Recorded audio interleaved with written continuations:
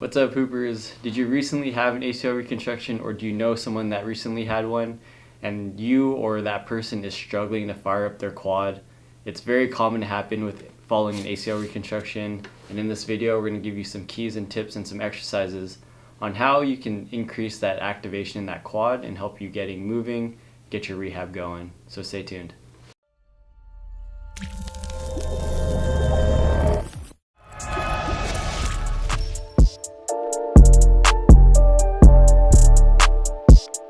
What's up, Hoopers? My name is Gabe Ignacio, Doctor of Physical Therapy, Board Certified Orthopedic Clinical Specialist, and co-founder of the Basketball Doctors. Like we mentioned in this video, we're going to go over quad activation following ACL reconstruction. Along with the goal that we talked about before of getting that knee straight, this goes hand in hand with it and getting your quad really activated. Obviously, one thing that you really need to get done is getting that knee straight because it allows your quads to fire properly.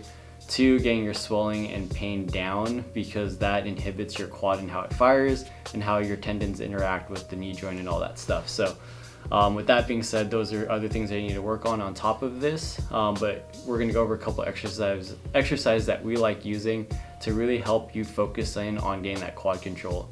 It's not very challenging. It can be in terms of like the mind muscle connection, but that's what we want to try and challenge. We're not putting a lot of stress and load on the joint or the quad. That's not the intent of this. The intent is to get that mind and muscle connecting again.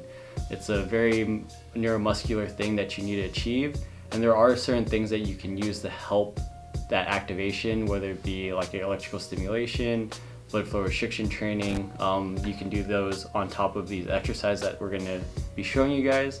But again, this is where you really need to focus, use your mind and everything around you, use your hands, use something to help get these muscles firing. So we're going to go over those exercises right now. Alright guys, so we're going to go over the exercise that we like to use early on in rehab for ACL reconstruction to get the quad going. We also have another video on using blood flow restriction to getting the quad activated. I would highly recommend you go check that out. And also we also use NMES or electrical stimulation to help facilitate quad activation. But a lot of times we don't have this stuff at home for our normal clientele. So for you guys, we're not going to have it, but if you have it, great. Or if you're at your PT facility doing your rehab, they'll most likely use electrical stimulation for you. So just a heads up, you could use that in conjunction with this, but like I said, most of us don't have those units at home. If you want to purchase a BFR unit, we have a link in our description. You can use our code especially for you guys so that you guys get a little discount, get one at home. Highly recommend using it. We use it all the time for all our clients post ACL reconstruction. So with that being said, quad activation is important like what we talked about. The first exercise that we're going to go over is a quad set. So very simple, but can be very challenging. I say that simple because it's not a high volume or like high difficulty exercise, but the neuromuscular control is what's very important with this one. And as you know, if you've had this reconstruction, it is tough to get your quad feeling it and really firing the way it needs to. So what it is pretty much you could let your knee relax there. You could get a towel or your hand underneath your knee. And what you're essentially going to do is just fire up your quad. So you're going to try and squeeze as tight as you can to really feel that quad turn on and straighten up your knee. We would highly recommend you do this for about 5-second holds. And you could do this as much as you want, as often as you want. So like when you're sitting watching TV, sitting around talking with your family or friends, or just relaxing, you could just lay down and do some squeezes. Big thing with this one is really trying to get that quad going. You could tap it at that VMO, lateral quad, upper quad to really get that firing and get that nice squeeze. But we really want you to pay attention to what you're doing, not just mindlessly squeeze. And another thing you could do is you could squeeze your other quad at the same time.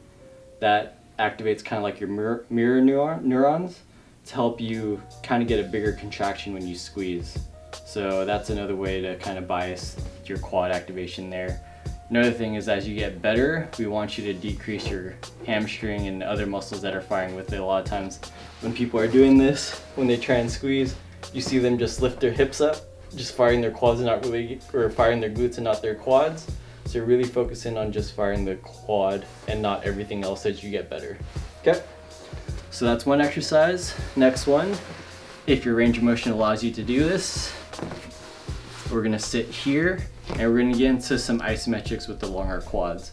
So lumbar quads in an open chain position gets a bad rap because people are afraid it's going to stress the ACL graft, which is true to a certain extent, but where the stress happens is between 0 and 30 degrees, where there's a little bit of shearing because the tibia or the lower knee bone moves a little bit more than it should.